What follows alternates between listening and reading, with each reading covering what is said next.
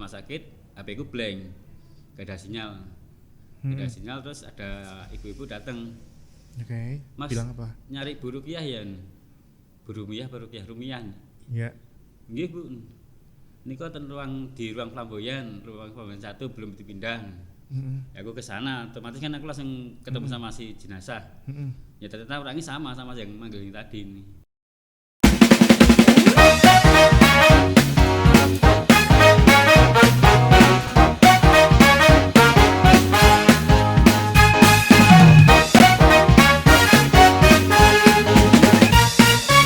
Di sisi lain.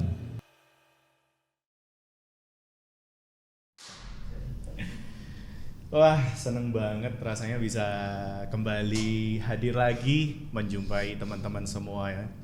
Kita masih berada di program Sisi Lain Universitas Surakarta pastinya, dan bersama saya Juna Adiantara, di mana pada kesempatan kali ini kita kehadiran narasumber yang menginspirasi banget pastinya. Karena tadi pas pada saat ngobrol-ngobrol di off air kayak gitu ya, saya udah terenyuh duluan sih. Karena profesinya yang luar biasa banget. Nah, kali ini sudah kehadiran narasumber, ada 2 orang spesial banget. Ada Mas Jody Arwanto dan juga Mas Haryadi. Bener ya? Ya. Semangat ya Mas. Semangat terus. Aduh, semangat terus gitu ya. Walaupun pekerjaannya kayaknya banyak banget di depan mata gitu ya, tapi tetap harus semangat. Kabarnya seperti apa ini? Kabarnya luar biasa, sehat? Biasa. Alhamdulillah untuk kabar sehat. Iya. Ya. Keluarga seperti apa di rumah? Sehat? Alhamdulillah.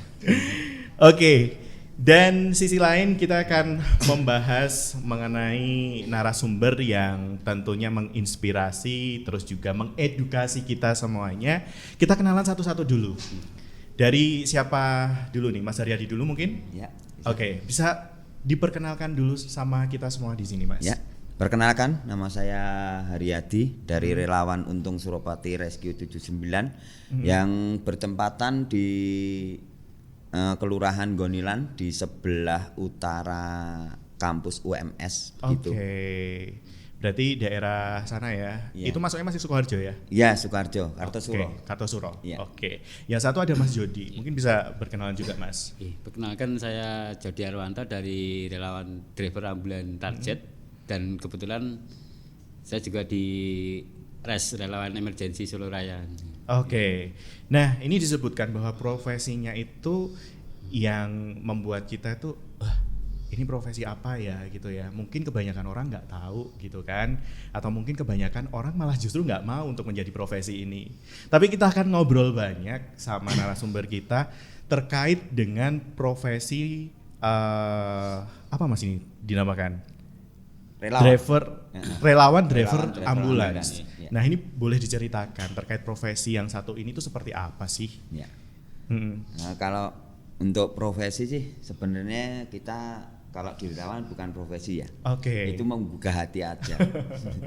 Jadi kita benar-benar membantu untuk sesama masyarakat ya, seumpamanya nanti dari masyarakat kita yang membutuhkan kita ya kita seumpamanya siap bantu, oke siap bantu gitu. Oke, berarti memang relawan ya, bisa dibilang relawan gitu ya. Nah, sejak kapan bergabung menjadi relawan ini? Kalau saya udah 3 tahun yang lalu. Sejak 3 tahun yang lalu? Ya, 3 tahun yang lalu saya udah berkecimpung di dalam dunia relawan. Jadi ya sebenarnya dulu saya bukan driver. Oh gitu. Ya. Terus kenapa nih bisa tiba-tiba ngambil posisi driver ini? Ya kemungkinan menggugah hati ya. Ya, menggugah hati. Ya, tergugah hati. Ada ceritanya nggak sih Mas? Seperti apa dulu bisa tiba-tiba tergugah untuk menjadi seorang driver ambulan gitu? Itu tergugah pas di waktu teman saya juga sih, teman main lah. Itu di saat itu membutuhkan dengan armada untuk ambulan. Nah, di waktu dahulu kala kan belum kayak gini lah. Nah, udah masih mencari armada ambulan kan sulit. Terus jadi kita minta bantuan sana sini ndak dapat, terus akhirnya nyampe meninggal di rumah gitu. Jadi saya tergugah hati saya untuk menjadi relawan, dan seumpamanya saya dibutuhkan siap 24 jam. Wah, luar biasa. 24 jam ya untuk masyarakat ya. Nah, kalau untuk Mas Jody sendiri seperti apa? Apakah juga tergugah awalnya untuk menjadi driver ambulan ini? Kalau saya pribadi dari awal pertama ikut di driver waktu badar-badar Covid itu, kencangnya Covid. Tahun 2020. 2020 ya. Iya. Nah, itu kan banyak banget yang butuh ambulan tapi sulit saat itu. Oke, bener banget ya. Karena memang kemarin kasus Covid itu meledak banget kan, banyak korban jiwa juga ya di situ. Nah, mungkin bisa diceritakan sedikit kemarin pengalaman pas pada saat Covid-19 itu. Karena banyak banget tuh nyawa yang merenggang gitu kan. Nah, itu bisa diceritakan di Solo Raya aja seperti apa dulu penanganannya. Kalau di Solo Raya waktu itu kan membludak. Jenazah itu hampir kayak perang gitu loh. Iya. Jadi berjajar-jajar. Ngeri nggak sih Mas lihat kayak gitu? Ngeri. Kalau Mas Haryadi sendiri kayak mana pas pada 2020 kemarin ya? Nah, pas di waktu 2020 kan COVID saya saat jadi itu. tim Covid di Rescue 79. Nah, jadi saya menangani untuk masalah pemakaman dan masalah rukti, juga memandikan jenazah. Saya juga ikut. Bahkan di sisi lain saya bahkan meninggalkan rumah sama istri sama anak. Jadi berangkat pagi, pulang pagi.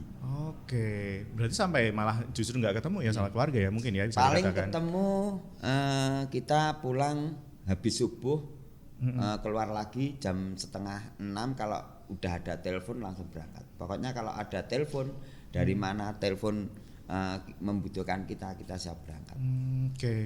Berarti memang mendahulukan kepentingan orang banyak ya daripada kepentingan keluarga gitu loh. Ini yang bikin terenyuh sih. Salah satunya udah deg-degan saya kalau ngobrolin soal hati dan juga perasaan gitu ya. Karena menjadi seorang relawan itu memang bekerja dari hati. Benar nggak sih? Iya, oke. Nah, yang menjadi motivasi mas-mas ini menjadi seorang relawan driver ambulans, seperti apa sih motivasinya dari mas-mas ini? Kalau Mas Jody sendiri?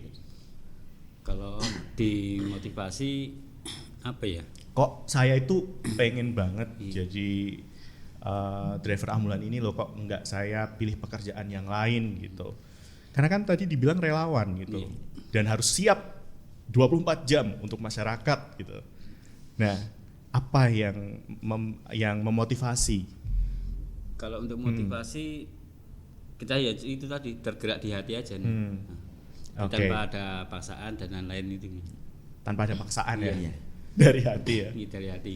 Mas Haryadi juga sama? Sama ya? Oke. Nah, kita langsung ngobrol juga mengenai driver ambulan ini. Sebenarnya untuk menjadi driver ambulan ini apakah ada syarat tertentu untuk masuk di situ atau seperti apa nih?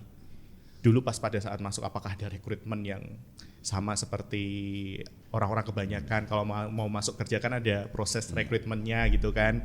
Kalau di sini sebagai relawan ini ada syarat-syarat khusus yang harus dilalui nggak?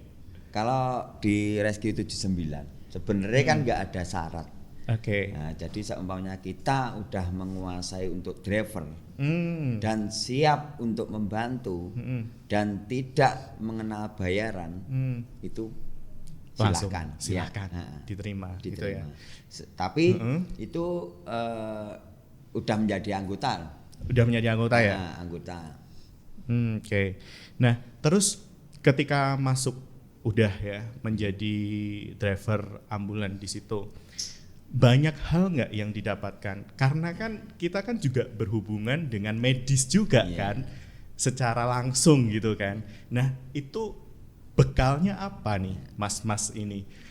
kan kita juga harus tahu nih misalkan kayak pertolongan pertama kayak gitu kan. Itu kan istilah-istilah medis gitu yang harus diketahui. Nah, seperti apa? Di rescue kan banyak sih rekan-rekan dari mana saja. Kemarin kan juga ada pelatihan PPGD. Oke. Nah, dari relawan Jogja kita meminta bantuan, dari Basarnas kita meminta bantuan. Kita belajar bareng untuk pelatihan PPGD. Jadi penanganan pertama pada kebakaran. Jadi seumpamanya nanti kita membantu pas di waktu kecelakaan, seumpamanya kita patah tulang dari korban patah tulang atau fraktur kaki, itu nanti caranya gimana kan kita udah tahu. Jadi kita ya juga bukan sembarangan untuk driver juga sih. Jadi kita ya juga harus menguasai untuk penanganan kayak gitu. Berarti ketika masuk harus dilatih juga terlebih dahulu ya untuk penanganan medis seperti itu ya. Oke, berapa lama itu? Butuh proses yang cukup panjang? Kalau untuk pelatihan kemarin kita sinau bareng, belajar bareng PPGD itu sehari buat maksudnya 2 hari lah. 2 hari kita belajar. Yang pertama itu cuma kayak simulasi, yang kedua terus prakteknya. Oke. Berarti memang bekalnya ini ya harus ada ya, basic untuk penanganan secara medis itu ya, secara langsung ataupun tidak langsung kayak gitu. Nah, terus Mas, punya pengalaman yang menarik nggak sih yang bisa di-share ke teman-teman ketika sudah tergabung di dalam Markas Komando Untung Suropati 79 ini?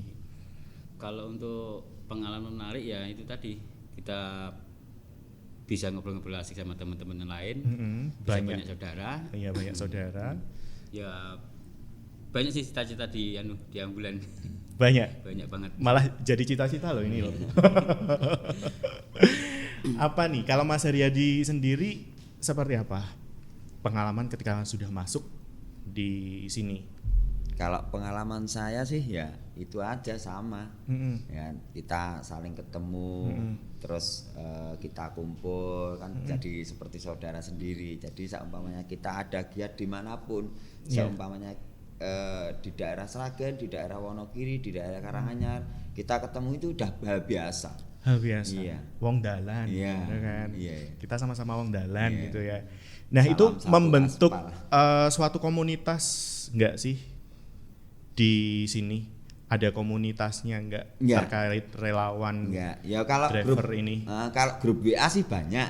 Oke. Kalau grup WA sih itu banyak. Nanti kalau seumpamanya ada info-info apa gitu ya tinggal nyimak di grup WA. Oh gitu. Nanti gitu.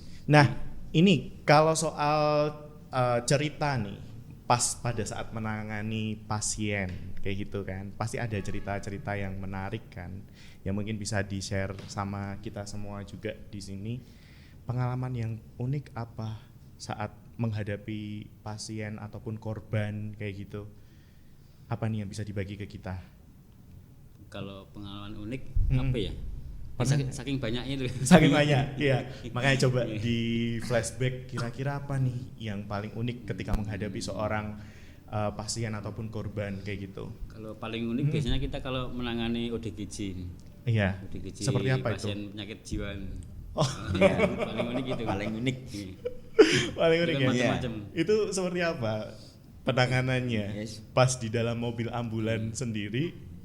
Kadang teriak-teriak, kadang sampai lepas baju, lepas celana. Oh gitu. Iya. Kalau Mas Haryadi apa Mas? Sama. Yang paling unik itu ODGJ juga ya. Oh, jadi gitu. di waktu kita itu ada seperti tantangan. Oh, seperti tantangan. Iyalah. Ya. Biasanya kan ODGJ itu ada yang diem dan ada yang ngamuk. Penangannya kayak gimana itu uniknya. Jadi seumpamanya ya diem ya udah didiamkan aja. Tapi kalau yang kayak gitu, ngamukan kayak gitu, ya wes kita gimana caranya biar dia caranya diam. seperti apa? Diajak ngobrol aja biasa. Diajak ngobrol, serius Biasa, diajak ngobrol. Gimana caranya nyampe rumah sakit gitu. Kadang kalau kita ngobrol mau memposisikan dia itu kan ibaratnya punya penyakit kegilaan gitu ya. Tapi kita memposisikannya seperti apa ketika ngobrol itu? Kita cari telah dulu. Jadi kita tanya Oke. keluarga itu untuk motivasi korban nyampe bisa kayak gitu, itu motivasinya apa? Oke. Berarti memang seru ya. Iya. Karena korban-korban yang ditangani itu seru-seru. Kalau kecelakaan atau jenazah itu kan biasa. Biasa ya, ya. Tapi jangan salah kalau menangani seorang jenazah yang seperti saya katakan tadi, kadang kan orang juga takut ya. Ketika misalkan saya nih disuruh untuk masuk menjadi driver ambulan, mungkin saya ketakutan dulu gitu. Nah, mas-mas ini seperti apa sih menghadapi rasa takut itu gitu? Ya pernah dulu waktu Iya. menangani kecelakaan itu sampai kepala itu ada di dalam helm. Astaga. Jadi kita ya harus mecah helmnya buat ngeluarin kepalanya. Ya Tuhan. Jadi kan otomatis kalau udah putus kan membengkak. Itu baru saja kecelakaan terjadi itu. Itu ya baru aja kurang lebih 6 bulanan kemarin. Oke. 4 sampai 6 bulan Mm-mm. Itu ya peristiwa yang Itu yang serem menangani juga ya itu ya. kecelakaan. Oke. Itu kadang kita ya pernah kita nyerok organ otak itu di jalan di aspal gitu. Kita plastik lagi, kita jadikan satu. Serius sampai segitunya. Iya. Kalau di kecelakaan Iya, masalahnya kan penanganan langsung ya ketika langsung. korban kecelakaan kayak gitu kan, siapa ini yang menolong pertama? Ya pasti teman-teman Iya, ini ya. relawan Gitu loh. semua. Yang sebelum dibawa ke rumah sakit Iya. kayak gitu. Nah, itu berarti juga punya keahlian khusus juga ya untuk menangani Sebenarnya ya enggak keahlian. Nggak. Itu cuma keberanian. keberanian Iya. ya. Itu Oke. tergantung mental kita. Kalau mental kita kuat ya udah lanjut aja. Lanjut aja. Soalnya Nggak ada kadang rasa takut kalau ya. kita udah belajar waktu di TKP, kalau mental nggak kuat kan Iya. jadi down. Oke, kekuatan mental ya yang Iya. pertama kali ya dilakukan gitu. Oke, ini menarik banget. Sebenarnya kalau ngobrolin soal korban-korban yang ada di jalan pasti banyak banget Iya. ya, kayak gitu. Tapi ini yang menjadi pertanyaan menarik juga. Pernah nggak sih mas-mas ini ketika mengendarai mobil ambulans kayak gitu ada kejadian-kejadian yang aneh atau mistis gitu ya yang dirasakan gitu? Ya ada kemarin malah baru 1 minggu yang lalu. Ceritanya seperti apa nih? Itu kan aku ambil pasien 2 orang, pasien sama pengantar. Terus sampai di daerah Gunung Madu. Itu aku lihat di spion tengah itu jadi 3 orang di dalam. Itu kan pertama aku cuma sendiri sama, jadi total 3 orang. 3 orang yang 3 orang sama aku ya. Jadi kan yang di belakang 2. Iya, itu ada sekatnya gitu nggak sih mobil Nggak ada. ambulannya? Nggak ada. Nggak, langsung, Nggak ada, langsung. bablasan itu. Iya. Oke, tiba-tiba dilihat kaca spion, Jadi 3 orang. jadi 3 orang. Iya. Itu siapa? Nah itu itu baru seminggu kemarin. Oke, sampai itu mengantar Mengantar sampai ke tujuan Jawa. sampai Gunung tujuan. Madu. Oke, Sampai Gunung itu Madu. jam berapa kejadiannya? Jam 2:30, jam 2 Jam 2:30, iya, 2:30 pagi. pagi. Iya. Oke, siapa ya 3 orang itu ya kira-kira? Sama kemarin pernah waktu mau ya waktu cari COVID itu. Cari COVID, kita kan dapat telepon dari rumah sakit. Suruh ngambil jenazah si A ini. Ngambil jenazah si A, nyampe di rumah sakit, HP ku blank. Gak ada sinyal. Gak ada sinyal, terus ada ibu-ibu datang. Oke, Mas, bilang apa? nyari Bu Rukiah ya? Bu Rumiah, Rumiah. Ya, Nggih Bu. Niku ten di ruang flamboyan 1 belum dipindah. Ya aku ke sana, otomatis kan aku langsung ketemu sama si jenazah. Ya ternyata orangnya sama yang manggil yang tadi ini. serius. Iya. Itu ada saksinya 3 orang. Aduh, itu juga belum lama mas. Belum lama. Oke. COVID terakhir itu. Berarti memang banyak banget ya kejadian-kejadian mistis yang dialami gitu ya. Ini sekaligus menyiapkan mental juga nih kalau misalkan nggak apa ya, ketakutan kayak gitu langsung panas dingin semuanya.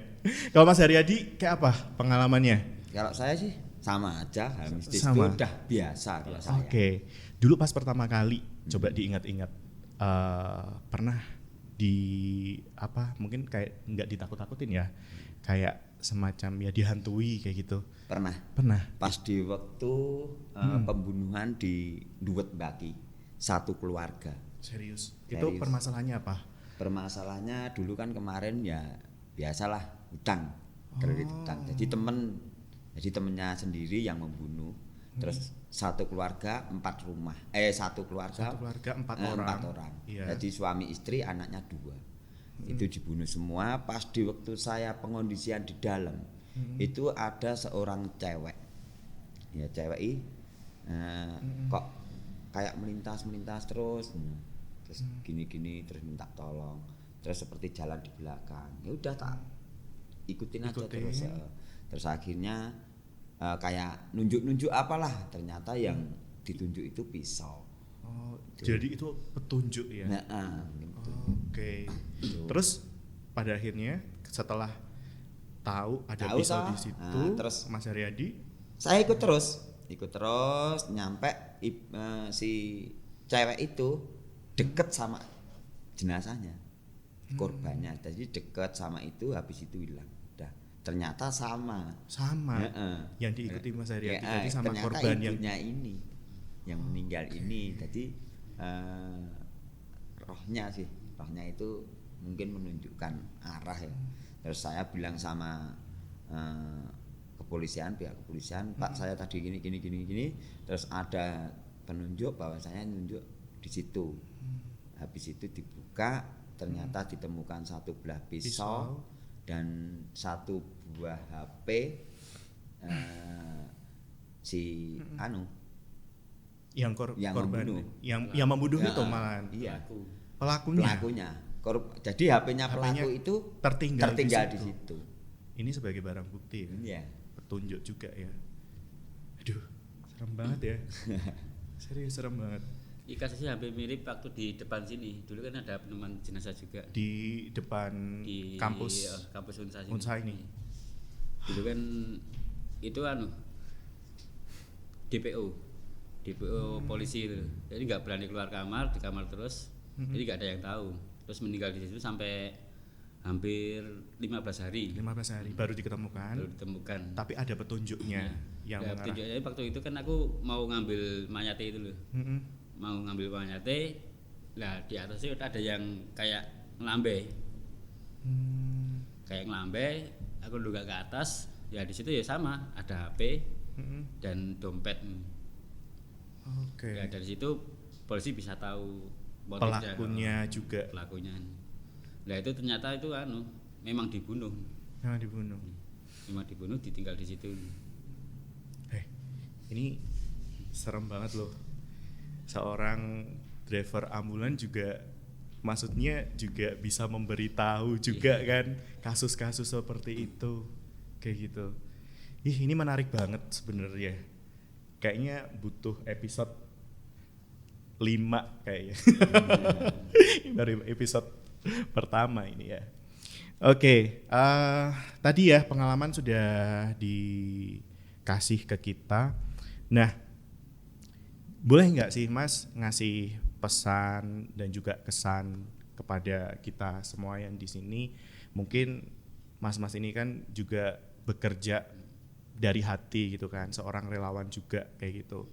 Mungkin ada hal yang bisa disampaikan terkait pesan dan kesannya menjadi seorang driver ambulan ini. Kalau dari saya pribadi ya cuma berpesan aja, kalau misal kita bawa ambulan dengan sirine emergency, kita minta tolong menyingkir kita bawa sedetik gitu. Oh iya. Ya karena mungkin banyak orang yang mungkin ini ya lihat mobil ambulan diabaikan gitu ya, terus malah mengganggu juga kayak gitu kebanyakan ya. Kadang kita yang emosi sendiri. Masalahnya emergency kan. Pas itu dia kan seharusnya juga berpikir seumpamanya keluarganya yang di dalam ambulan itu gimana. Gitu. Jadi ya seumpamanya kita menjalur cepat lah, Nah. emergency. Yo minta Oke. tolong sedikit cari itu Celah kasih ya, jalan, kasih celah kasih gitu ya celah untuk buat jalan. kita jalan. Iya, oke. Berarti ini himbauan juga nih untuk masyarakat juga, mahasiswa juga nih ya. Ini jadi ketika kita di jalan tahu mobil ambulan terus menghidupkan sirine mobil, Iya. ya kita sebaiknya juga mengalah atau Iya. minggir gitu ya untuk bisa dilewatin kayak gitu. Terus apalagi nih pesannya untuk kita semua? Iya. Ada lagi? Ya cuman itu tadi di kita kan ada sirine beberapa macam sirine. Oke. Walaupun ambulan kita kosong, kita nyalain sirine, kita udah ada undang-undangnya. Oke. Kan ada sirine penjemputan, itu kan yang paling pelan. Oke. Yang paling pelan. Kadang kan di masyarakat umum kan ambulan kosong kok sirine berbunyi, ya kayak gitu. Padahal Sebenarnya kan kita itu ada tujuan untuk menjemput pasien atau menjemput kecelakaan. Iya. Kan otomatis ambulan kita kosong. Nah Kan itu kita harus- kalau kita taunya itu seperti apa? kita ada Iya. tanda sirine. Ada tanda iya. sirine itu ya. Oke. Kalau Sirine pelan. kan hilo terus apa? Hilu. Kan macam 3. Ada 3 macam. Untuk penjemputan, Mm-mm. emergency, Mm-mm. sama jenazah. Oke. Itu suaranya berbeda semua. Berbeda semua Iya, ya. Oke, nah ini yang perlu dipahami juga nih sama masyarakat semuanya ya, biar tahu tanda sirine yang dinyalakan itu berarti ini, Iya. kayak gitu ya. Jadi kalau penjemputan kan suaranya kayak gini, terus emergency suaranya gini, terus Oke. jenazah kayak gini kan gitu. Nanti bisa ditayangin tuh suaranya seperti apa. Iya.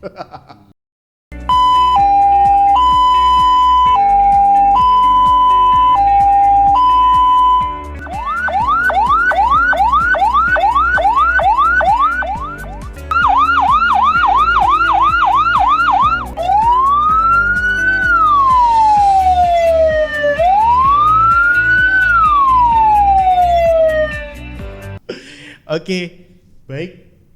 Terima kasih atas waktunya untuk Mas Jody dan juga Mas Haryadi udah membagikan pengalamannya, seru banget. Nanti coba kita undang lagi untuk sesi yang horor, kayaknya kita butuh 10 episode kayaknya ya. Oke, baik, sisi lain untuk edisi kita kali ini bersama dengan driver ambulan ada Mas Jody dan juga Mas Haryadi. Cukup sekian, terima kasih atas waktunya dan kita pokoknya semangat terus ya Semangat. untuk selalu memberikan yang terbaik untuk masyarakat. Tos dulu dong. Oke. Ya. Baik, terima kasih banyak. Kita akan hadir selanjutnya dengan narasumber-narasumber yang berbeda. Tetap terus bersama kami di sisi lain.